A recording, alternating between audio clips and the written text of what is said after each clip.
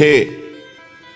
यदि तुम सच्चाई से अपने वृंदावन धाम में चित्त जोड़ोगे, वृंदावन धाम का आश्रय लोगे, तो राधा माधव केलि काननुभवम, ये पृथ्वी में विराजमान जो वृंदावन है, ये राकेंद्र कोटि प्रभा, करोड़ों चंद्रमाओं को भी हे कर देने वाले प्रकाश से युक्त है, क्योंकि यहाँ राधा माधव केली करते हैं, खेलते हैं।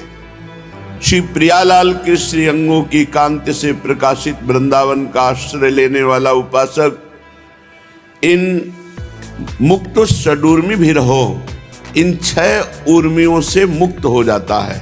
जो चित्त जोड़ता है, सच्चाई से शरणागति स्वीकार करके भगवत आराधना करता है। पहला है शोक।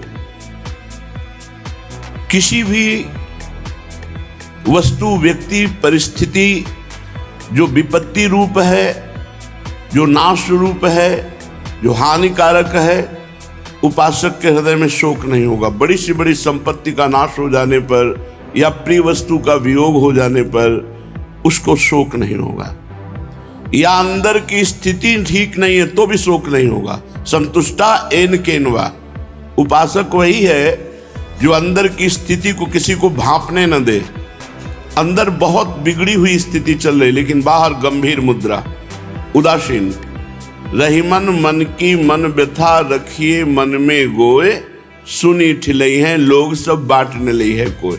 यदि अपनी अंदर की स्थिति कहोगे किसी से तो उपहास करेगा, आपका सहयोग नहीं कर पाएगा, उपहास करेगा। इसलिए अंदर की भी परिस्थिति ठीक नहीं है तो राधा राधा राधा। संतुष्टा एन केनवा, हर परिस्थिति में संतोष धारण करे, और बाहर की परिस्थिति बिगड़ने पर तो कोई परवाह ही नहीं होनी चाहिए।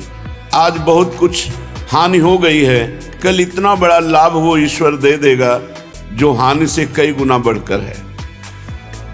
किसी भी स्थिति में भगवद आश्रित को शोक नहीं करना चाहिए, वो इन 6 पर विजय प्राप्त कर लेता है। शोक कब नहीं होगा? जब किसी वस्तु, व्यक्ति, स्थान के प्राप्त होने पर आपको हर्ष ना हो।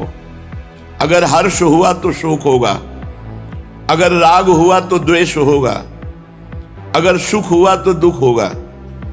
हर्ष नहीं, प्रभु की इच्छा है।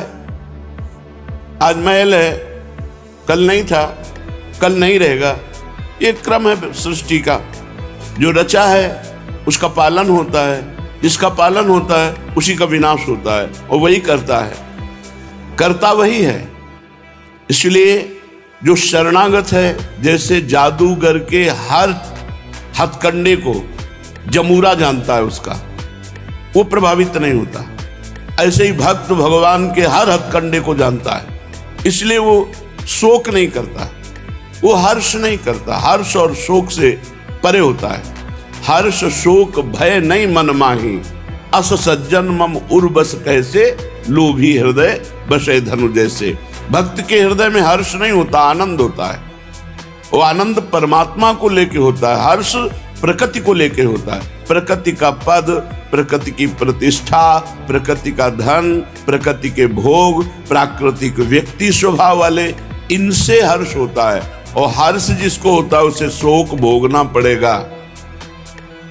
भक्त के हृदय में हर्ष नहीं होता, इसलिए उसके हृदय में कभी शोक नहीं होता। बड़ी से बड़ी पदवी या बड़े से बड़े धन संपत्ति, ऐश्वर्य, सब उसके लिए कूड़ा करकट के समान दिखाई देता है, क्योंकि वो भगवान के दासत्व से युक्त है। हरि दासत्व से बढ़कर कोई पद नहीं है। स्वयं भगवान शंकर इस रस को लेने के लिए, दासत्व को लेने के लिए हनुमान जी के रूप में राम जी के चरणों को ऐसे पकड़े बैठे। दासत्व के आचार्य है। वैष्णवानाम यथा शंभो। शोक नाम की वस्तु भक्त के हृदय से नष्ट हो जाती है। दूसरा, जरा, बुढ़ापा। बुढ़ापे का दुख भक्त को नहीं होता, क्योंकि वो शरीर राग से रहित होता है। शरीर की भयंकर से भयंकर पीड़ा की परिस्थिति में भी परमानंद प्रभु उसके साथ खेलते हैं, उसको तनिक भी दुख नहीं होता। बुढ़ापे में, रोग में जो नाना प्रकार की पीड़ाएं होती हैं वो मन को होती हैं, और मन सच्चिदानंद प्रभु के आनंद में डूबा होता है, इसलिए बिल्कुल पीड़ा नहीं होती।